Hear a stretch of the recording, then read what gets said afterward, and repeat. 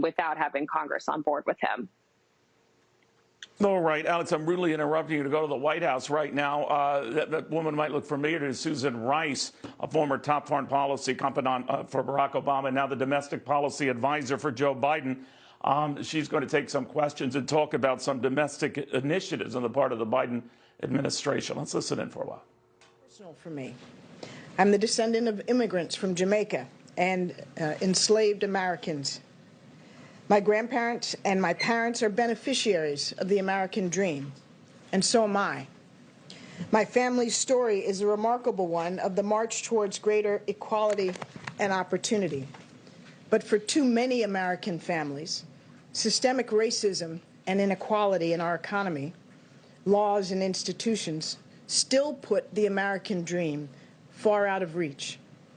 Today, the average black family has just 1/10 the wealth of the average white family, while the gap between white and black in home ownership is now larger than it was in 1960. These long-standing inequities are compounded by the converging crises we face as a nation. Americans of color are being infected by and dying from COVID-19 at higher rates. 1 in 10 black Americans and 1 in 11 Latino workers are currently unemployed. By some estimates, 40% of black-owned businesses have been forced to close for good during the COVID crisis. Black and Latino families with children are twice as likely to be experiencing food insecurity during the pandemic as white families. And black and Latino Americans are 2.8 times more likely to die of COVID-19. And for Native communities across the country, the overlapping economic and health crises have devastated tribal economies and healthcare systems. These are desperate times for so many Americans, and all Americans need urgent federal action to meet this moment. Today, President Biden will deliver a national address on his plans to advance racial justice and equity, starting with an equitable and inclusive recovery. President Biden will renew the federal government's commitment to making the American dream real for families across the nation by taking ambitious steps to redress inequality in our economy and expand opportunity for communities that have been left behind, including communities of color. His economic plans make historic investments in underserved communities and put equity at the heart of our recovery. His ambitious agenda builds on a legacy of Americans forging opportunity out of crisis. These aren't feel-good policies. The evidence is clear. Investing in equity is good for economic growth, and it creates jobs for all Americans. Economists have estimated that the U.S. economy has lost a staggering $16 trillion over the last 20 years because of discrimination against families of color. If we closed racial gaps in income and opportunity, these same economists have estimated we could add $5 trillion to the U.S. economy over the next 5 years and add over 6 million new jobs for all Americans. So building a more equitable economy is essential if Americans are going to compete and thrive in the 21st century. We've hit the ground running to embed equity throughout the administration. On day one, the President signed an executive order directing an unprecedented whole-of-government initiative to embed racial equity across federal policies, programs, and institutions. That starts with a review of policies and institutions to redress systemic racism where it exists and to advance equity where we aren't doing enough.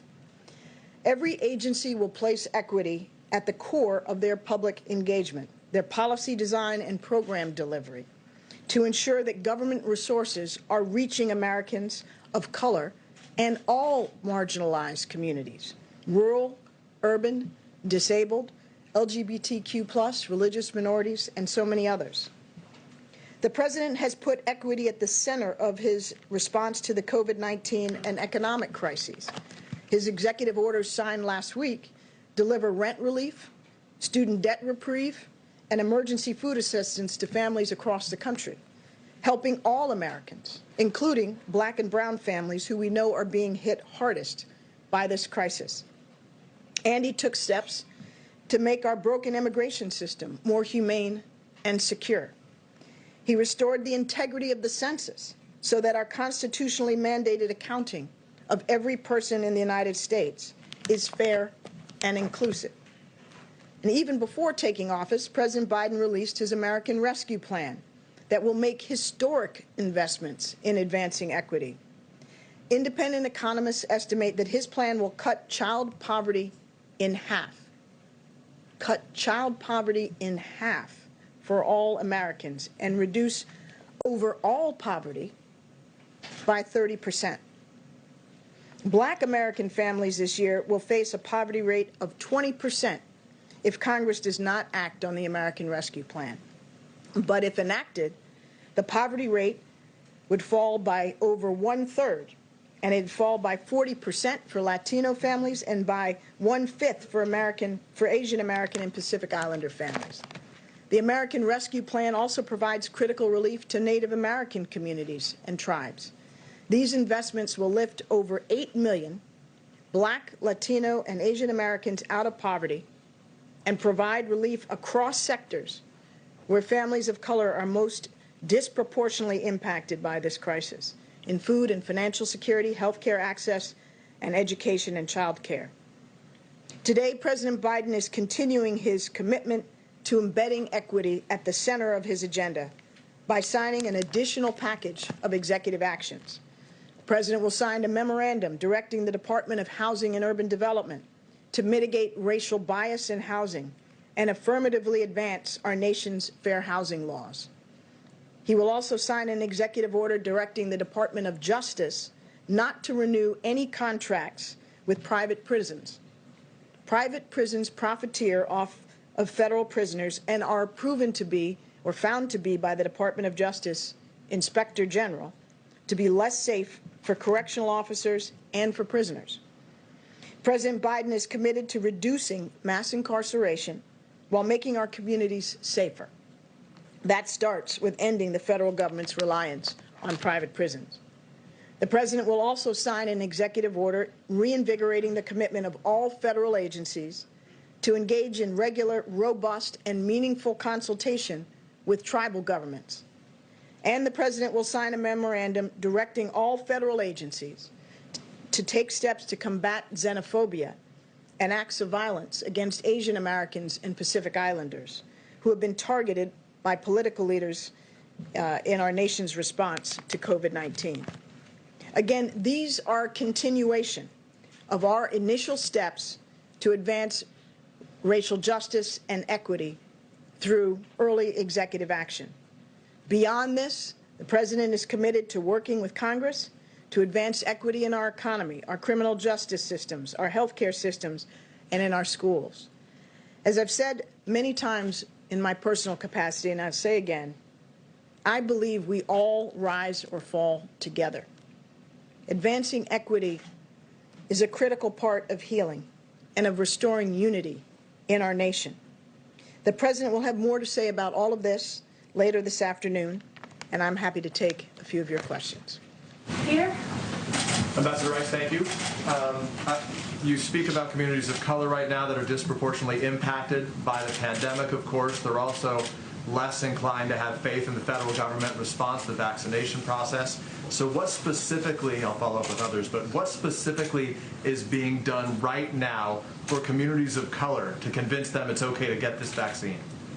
Well, Peter, I will leave much of this to my colleague Jeff Zients, who's leading our COVID response, but I think two important points. One, we have established within our COVID task force an effort on equity, and that includes obviously racial equity, that will focus on health disparities, but also on the reality that there are Americans who, and particularly Americans of color, who, for very valid historical reasons, are skeptical and reluctant.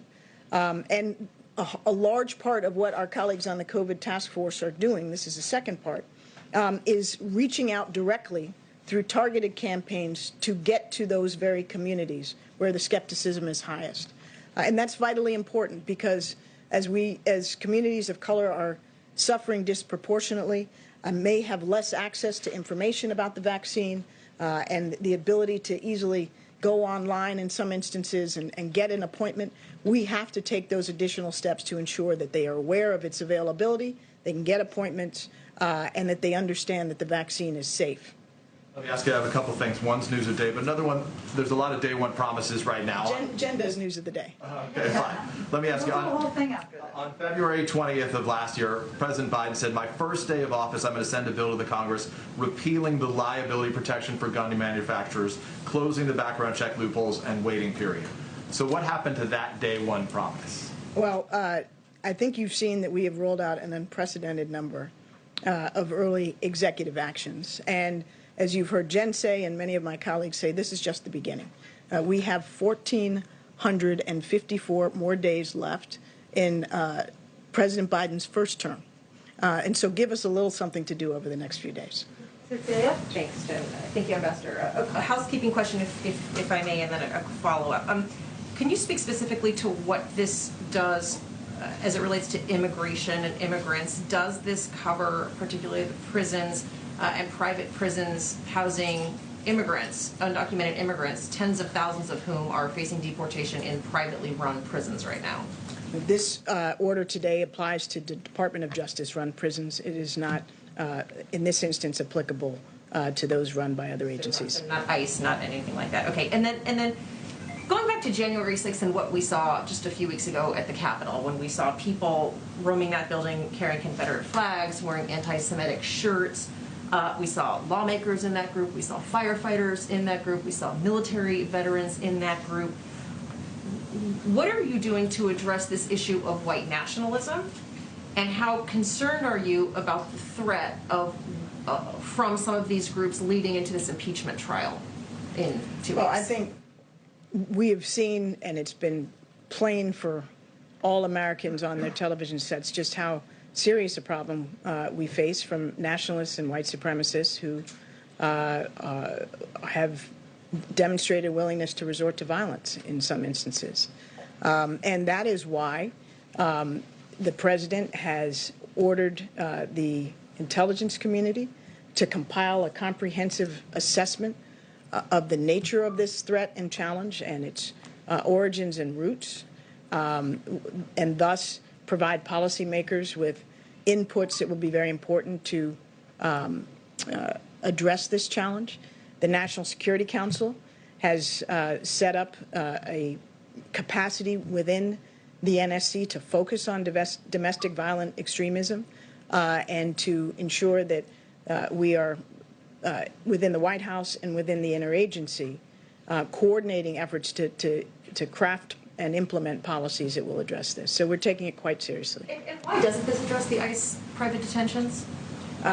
It addresses the Department of Justice prisons in the first instance. It's silent on what may or may not transpire with ICE facilities. There was a Department of Justice Inspector General report in 2016 that underscored that private prisons funded by DOJ were less safe, less secure, and arguably less humane. This was the Obama-Biden administration took steps to end renewing of contracts for private prisons. Trump administration reversed that, and we're reestablishing it. Go ahead. And I know we met this morning, but tell us your name again. Mario Parker, Bloomberg News. Thank you, Ambassador Rice. Two questions. The first, what will the administration do to address the relationship between communities of color and police, particularly as part of the mass incarceration component? And then second question, Republican legislatures have signaled that they're going to look to roll back some of the voting procedures from the last election. We know that that's centered in some of those swing states and largely black and brown communities. What's the administration going to do about that as well? Well, with respect to prisons, policing, the entire basket of very important criminal justice reform issues, this is something that we are committed to addressing, and we will have more to say on criminal justice in the coming weeks, including on matters related to policing. So please stay tuned for that. With respect to efforts to roll back the access to the ballot, this is something that I expect that the President will address in his remarks today. It's a matter of real concern because we ought to be in the business of encouraging and enabling all Americans who are eligible to vote to be able to vote. And that's why we will continue to work with Congress on its various efforts to advance democratic reforms. There's legislation on the Hill that would move us in that direction, including restoring and revitalizing the Voting Rights Act. Jonathan, you'll have to be the last one, but Susan will come back, I'm sure. You going to let me come back? We'll welcome you back. Go ahead. Thank you, Ambassador. These measures here are executive actions, which of course could be overturned or reversed by a future president. Can you talk about what steps could be taken to codify these, to make them permanent, whether it's private prisons or other measures, so they could not be undone by a future president? Yeah, well, Jonathan, as you know, to codify something and make it lasting in law requires that Congress, both houses of Congress pass it and that the President sign it. And for this, as well as many other things, there will be areas where legislative actions are the best and most durable approach. There'll be some instances where, in advance of legislation or efforts to achieve legislation, it's wise to take executive action. So I don't think we should assume that by doing something by executive action, where it may also be appropriate to seek legislation, that we wouldn't do it. We have a very full legislative agenda. The President's first priority is enacting the American Rescue Plan, as well as getting our